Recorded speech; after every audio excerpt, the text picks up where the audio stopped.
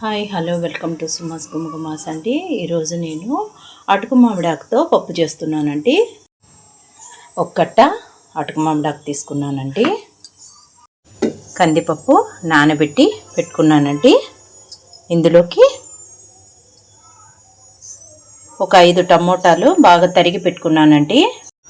1 onion పీసెస్గా cut చేసుకున్నానండి. తెల్లగడ్డలు ఒక 10 తెల్లగడ్డ రెబ్బలు తీసుకున్నానండి.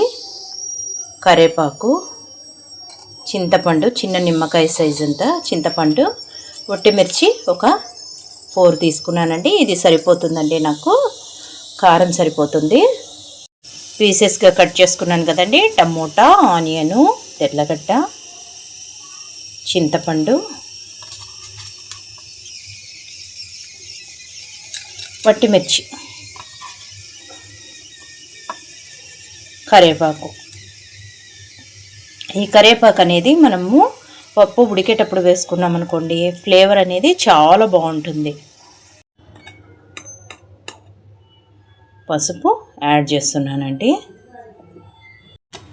కొద్దిగా ఆయిల్ వేస్తున్నానండి.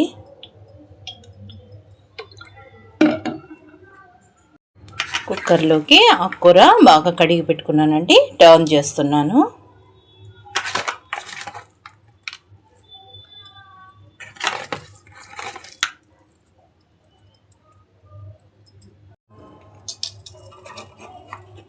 ఉప్పు యాడ్ చేస్తున్నానండి.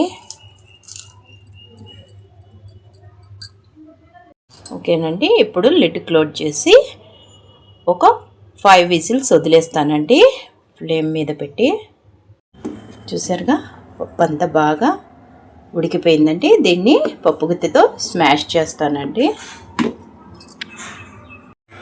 పప్పునంతా స్మాష్ చేశానండి. పప్పును ఈ స్మాష్ చేసుకున్న పప్పును కుండలో తిరువాత పోస్తానండి. ఆయిల్ పోసి పెట్టుకున్నానండి. తిరువాత గింజలు వేస్తున్నాను.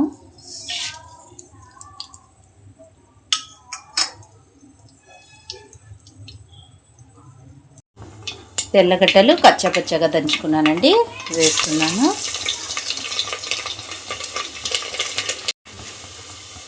ఆనియన్స్, ఒట్టిమిర్చి వేస్తున్నానండి.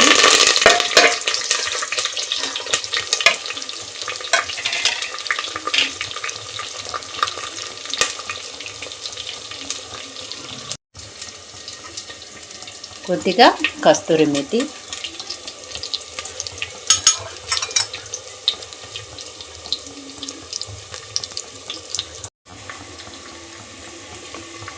ఇంగువ వేస్తున్నానండి.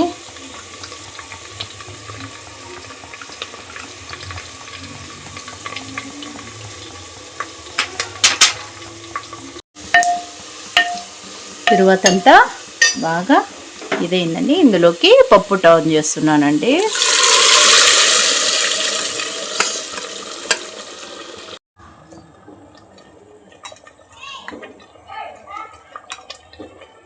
టేస్ట్ కోసము జాగరి యాడ్ చేస్తున్నానండి.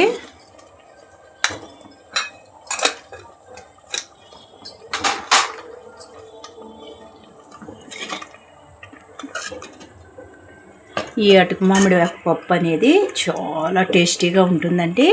మీరు కూడా ట్రై చేసి చూడండి. ఇంకొకటి, జాగరి వేయడం వల్ల ప్రతి దాంట్లో స్వీట్ వస్తుందని అనుకుంటారు కదండి, అలా ఏం కాదు. జాగరి అనేది మనము ఒక 1/2 టేబుల్ స్పూన్ యాడ్ చేయడం వల్ల టేస్ట్ అనేది ఇంకా మరింత పెరుగుతుంది. ఓకేనండి. నేను చెప్పిన ప్రాసెస్లో అటుకు మామిడి పప్పు మీరు కూడా ట్రై చేస్తారనుకుంటున్నాను. నచ్చితే లైక్ చేయండి, షేర్ చేయండి, కామెంట్ చేయండి.